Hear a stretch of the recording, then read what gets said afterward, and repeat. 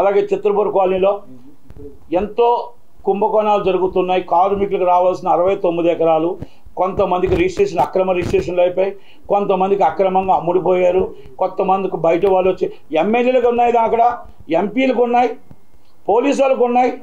వాళ్ళని సినిమా ఆర్టిస్టులా? మినిస్టర్లకు ఉన్నాయి. గత మినిస్టర్లు, సారీ ఈ మినిస్టర్లు కాదు, వాళ్ళ గత మినిస్టర్లు, గత ఎమ్మెల్యేస్, ఈ ఎమ్మెల్యేస్ కాదు, ఇంక 6 నెలలు అయింది, ఇంకా దాన్ని చూడలేదు, పూర్తిగా చూడలేదు. కనుక వీళ్ళందరి మీద ఎందుకు మీరు యాక్షన్ తీసుకోవట్లేదు? పర్మిషన్లని కోట్ల దండిన వీళ్ళందరి మీద ఎందుకు యాక్షన్ తీసుకోవట్లే? కేసీఆర్ గారు సైలెంట్గా ఎందుకు ఉంటున్నాడు? ఈ చిత్రపూర్ కాలనీని సృష్టించింది రాజశేఖర రెడ్డి గారు, విజయభాస్కర్ రెడ్డి గారు. దాచుకున్నది కేసీఆర్ ఫ్యామిలీ కాదా? ఇది అబద్ధమా నిజమా? అబద్ధం అయితే 5 నిమిషాల్లో నేను మొత్తం నేను నిరూపిస్తే ఎవరో సార్ డిబేట్కి.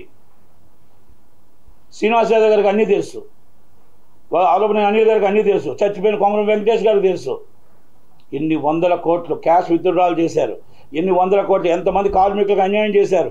కృష్ణానగర్లో ఉంటున్న వాళ్ళందరూ అక్కడ ఉండవలసిన కృష్ణానగర్లో ఎందుకు ఉంటున్నారు? మీరు బ్లాక్లో ఫ్లాట్లు ఎందుకు అమ్ముతున్నారు? మీరు ఎవరికో తీసుకొని దాగదత్తం చేయడం రిజిస్ట్రేషన్లు ఎందుకు చేశారు? ఇలాంటివన్నీ మనం అడగటానికైనా మనకు ఒక ఎఫ్డీసీ చైర్మన్ కావాలి, ఎఫ్డీసీ వార్డు కావాలి, గవర్నమెంట్తో మనకి మాట్లాడటానికి కావాలి. డైరెక్ట్గా లింక్ టు లింక్ అని చైర్మన్ సీఎం గారికి ఉండదు, సీఎం గారికి మనకి ఉండదు. మనం ఒక్కసారి ఆ ఎఫ్డీసీ చైర్మన్ని మనం ఎన్నుకోవాలి. అవి ఎన్నుకోవాలంటే మీ ఛాంబర్ కానీ, కౌన్సిల్ కానీ, అలాగే గవర్నమెంట్ కానీ మా సినిమాకు తెలిసిన వాళ్ళని, మీతో అనుబంధం ఉన్న వాళ్ళని ఎన్నుకుంటే బాగుంటుంది. మా రిక్వెస్ట్ మళ్ళా చెప్తున్నాం, బసిరెడ్డి గారు అన్నయ్య is a very worker, hard worker. కాబట్టి అటు ఇటు కూడా 24 hours కష్టపడగలిగి నిలబడగలిగి వర్క్ చేసే వ్యక్తి ఉన్నాడు. కాబట్టి దాన్ని రికమెండ్ చేస్తున్నాం. ఆయన కాకపోతే ఇంకొకరికి ఇవ్వండి, సినిమా వాళ్ళకి మాత్రం ఇవ్వండి అనేది మా రిక్వెస్ట్. కనుక దయచేసి ఇవన్నీ ఈ కుంభకోణాలన్నీ కూడా ముందు రేవంత్ రెడ్డి గారు వీళ్ళకి తీయాలి. వీళ్ళు ఇమ్మీడియట్లీ ఎవరు ఈ కుంభకోణాలు చేశారు అందుకే తప్ప వాళ్ళని మీరు జాయిన్ చేసేసుకొని మళ్ళీ మీరు వాళ్ళని తీసుకొచ్చి మనవలే అనుకుంటే ఇక దీనికి అంతం ఎక్కడ ఉంటుందో తెలియదు. దయచేసి వీరి మీద సీరియస్ యాక్షన్ తీసుకోవాలి.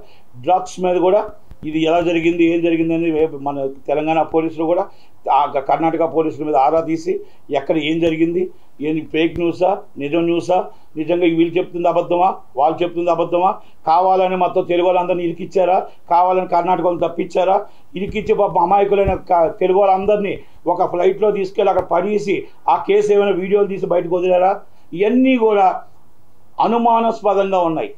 అంటే వాళ్ళు చెప్తున్న బట్టి నేను చెప్తున్నాను, నాకేం తెలియదు. హేమ గారు చెప్తుంది నాకు అన్యాయం, నేను హైదరాబాద్లో ఉంటుండగా నన్ను ఎలాగ సృష్టిస్తారు అని అడుగుతుంది. అంటే మరి ఇవన్నీ కూడా కృష్ణవేణిగా అక్కడ పేరుంది అంటున్నారు, ఇక్కడ హేమగా పేరుంది అంటున్నారు. మరి ఇవన్నీ కూడా ఎలాగొచ్చాయి? ఎంక్వైరీ కంపల్సరీ ఎంక్వైరీ చేయాలి, ఎంక్వైరీ చేయాలి, సీరియస్ యాక్షన్ తీసుకోవాలి. అండ్ మా association very very seriously action తీసుకోవాలి. లేకపోతే రేపు వచ్చే ప్రతి ఆర్టిస్ట్ మీద మనం రేపు చాలా చీప్గా చూస్తారు ప్రతి ఒక్కరు కూడా. ప్రజలే దేవుళ్ళు. మనకు టికెట్ ఇచ్చి మనం చూస్తున్న వాళ్ళందరూ అసహించుకోకుండా మన ఇండస్ట్రీ బాగుండాలి అంటే మనం సీరియస్గా యాక్షన్ తీసుకోవాలనేది నా విన్నపం, నా రిక్వెస్ట్.